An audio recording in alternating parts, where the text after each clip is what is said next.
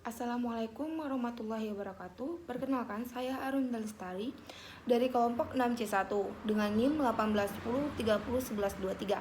Nah, pada video kali ini saya akan menjelaskan tentang kasus CTS. Dari mana atau carpal tunnel syndrome. Nah, di mana CTS ini sendiri dapat terjadi karena adanya treatment atau penjepitan nerves medianus yang melintasi dari tunnel karpal atau terowongan karpal. Nah, di mana hal ini dapat terjadi karena adanya penjepitan pada pena dan juga pada arterinya. Sehingga di sini terjadinya pasokan darah yang mengalir ke nerves medianusnya itu berkurang, sehingga akan terjadinya atau timbulnya CTS atau carpal tunnel syndrome. Nah, untuk tanda dan gejala dari CTS ini sendiri, yang pertama itu ada parestesia, terus kemudian itu ada nyeri menjalar, kemudian kesemutan, kemudian ada juga baal hingga mati rasa. Nah, untuk etiologi dari CTS ini sendiri atau carpal tunnel syndrome, yang pertama itu karena lanjut usia, kedua itu ada faktor obesitas, ketiga itu ada faktor kehamilan. Nah, untuk patofisiologi CTS ini sendiri yaitu ada 3. Yang pertama itu dikarenakan kompresi atau penjepitan saraf yang diakibatkan oleh repetitive movement atau gerakan yang secara berlebihan dilakukan pada pergelangan tangannya. Nah, di mana hal itu dapat menyebabkan terjadinya inflamasi sehingga akan timbulnya atau terjadinya CTS dan juga trauma pada nerves medianusnya. Nah, yang kedua itu dikarenakan adanya getaran, di mana getaran ini terjadi cukup lama pada karpal atau pergelangan tangan, sehingga adanya trauma atau nerves medianusnya. Nah, yang ketiga itu dikarenakan influsiansi. Nah, di mana mikrovaskuler yaitu kurangnya pasokan darah yang masuk ke nerves medianus, sehingga dikarenakan adanya penjepitan pada pena dan juga arterinya. Nah, kemudian untuk pemeriksaan yang dapat diberikan pada kasus CTS ini yaitu ada Pallen test dan juga Tinel test. Nah, untuk Pallen test ini sendiri itu kayak gini, dimana dikatakan positif jika si pasien merasakan nyeri dari jari ke-1, jari kedua, jari ketiga, dan setengah jari keempat sampai ke siku, dan juga ada rasa kesemutan, maka di situ dikatakan dikatakan positif. Nah, yang kedua yaitu ada Tinel test.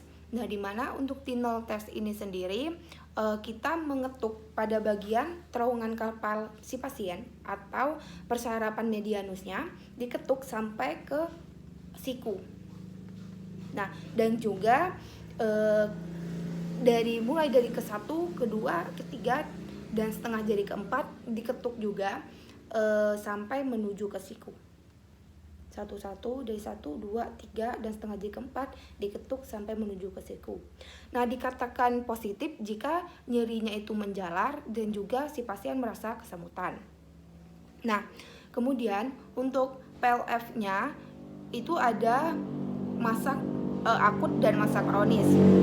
Nah, di mana untuk pasien pada masa akut cukup kita berikan heating seperti IR, TENS, ultrasound berupa dosis 20 menit.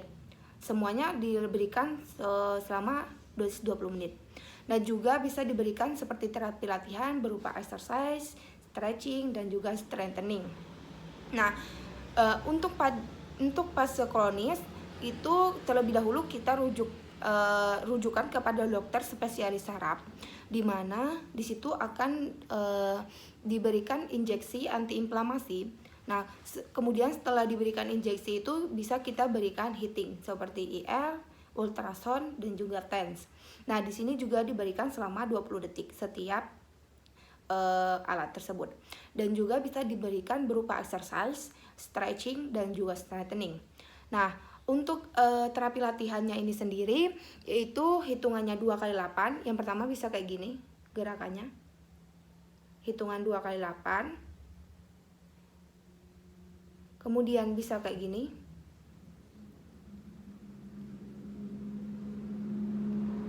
Sama, hitungannya 2 kali 8. Kemudian bisa kayak gini, ke samping.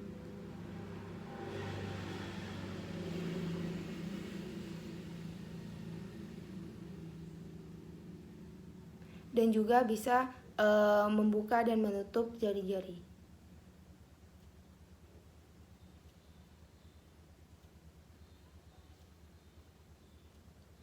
Di sini hitungannya sama 2 kali 8. Dilakukan 2 sampai 3 kali dalam sehari. Nah, kemudian yaitu ada untuk stretching, dimana di sini stretchingnya dilakukan pada otot-otot pada pergelangan tangan, bisa dengan gerakan dorsal. Hitungan 1 sampai 8, 2 kali 8.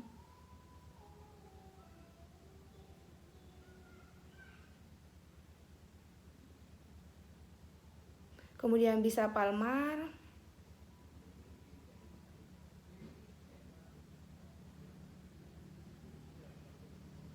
ulna,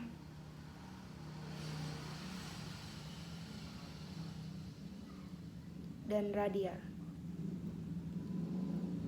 Nah, ini hitungannya sama 2 kali 8. Nah, di sini dilakukan 2 sampai 3 kali dalam sehari.